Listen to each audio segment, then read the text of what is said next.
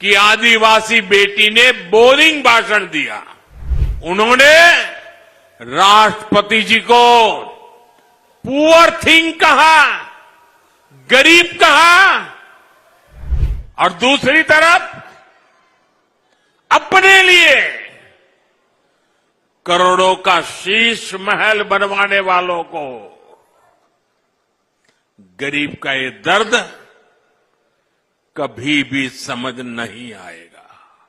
मेरा अपना तो कोई घर नहीं है, लेकिन मेरा सपना है कि मैं हर गरीब को पक्का घर दूं। लेकिन यहां की आपदा सरकार पूरी ताकत से जुटी हुई है कि आपको पक्के घर न मिल पाए। मैं देश के दिल्ली की युवा पीढ़ी से कहना चाहता हूं, आपके मां बाप ने जिन मुसीबतों को झेला है, मैं नहीं चाहता हूं कि आप अपने बच्चों को भी वही मुसीबतें विरासत में दे करके जाएं।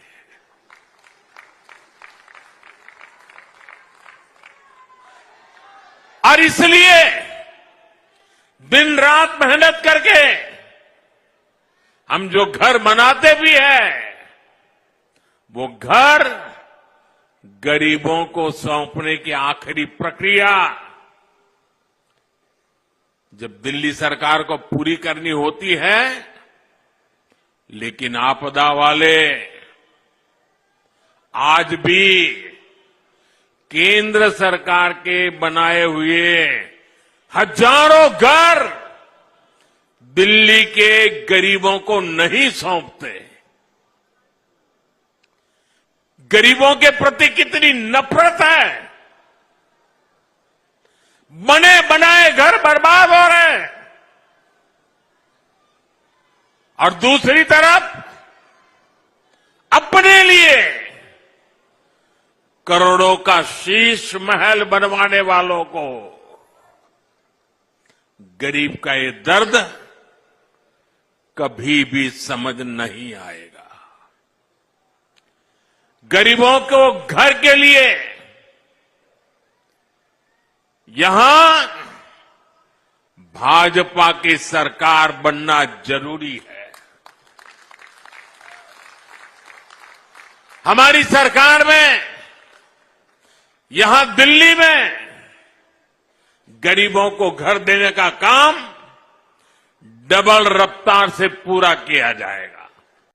द्रौपदी मुर्मू जी उड़ीसा के जंगलों में आदिवासी परिवार से निकल करके यहां पहुंची है।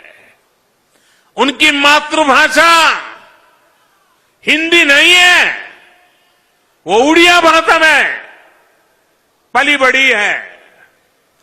मातृभाषा न होने के बावजूद भी उन्होंने बेहतरीन तरीके से आज संसद को प्रेरित किया, भाषण दिया। लेकिन कांग्रेस का शाही परिवार उनके अपमान पर उतर आया है। शाही परिवार के एक सदस्य ने कहा कि आदिवासी बेटी ने बोरिंग भाषण दिया। दूसरी सदस्य तो इससे भी एक कदम आगे बढ़ गई। उन्होंने राष्ट्रपति जी को पुअर थिंग कहा, गरीब कहा, और चीज कहा, थकी हुई कहा। एक आदिवासी बेटी का बोलना इनको बोरिंग लगता है। ये देश के 10 करोड़ आदिवासी भाई बहनों का अपमान है। ये देश के हर गरीब का अपमान है। जो जमीन से ऊपर उठकर आते हैं, उनको कांग्रेस का शाही परिवार बिल्कुल पसंद नहीं करता।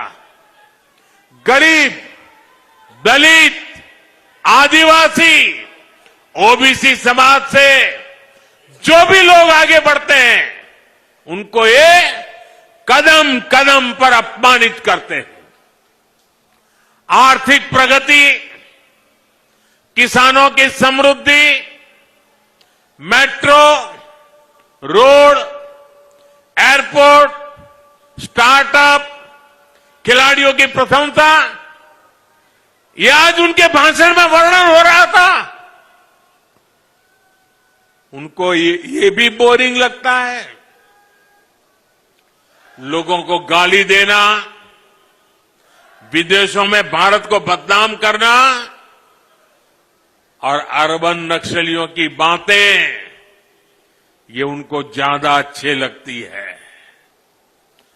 साथियों, दिल्ली को बहुत सावधान रहना है। हार के डर से ये दोनों अहंकारी पर्दे के पीछे मिल चुके हैं और इसलिए मैं दिल्ली वासियों से कहना चाहता हूं, मुझे आपकी सेवा करनी है। मैं आपके लिए समय देना चाहता हूं और मैं आपसे सिर्फ इतना ही मांगता हूं कि 5 तारीख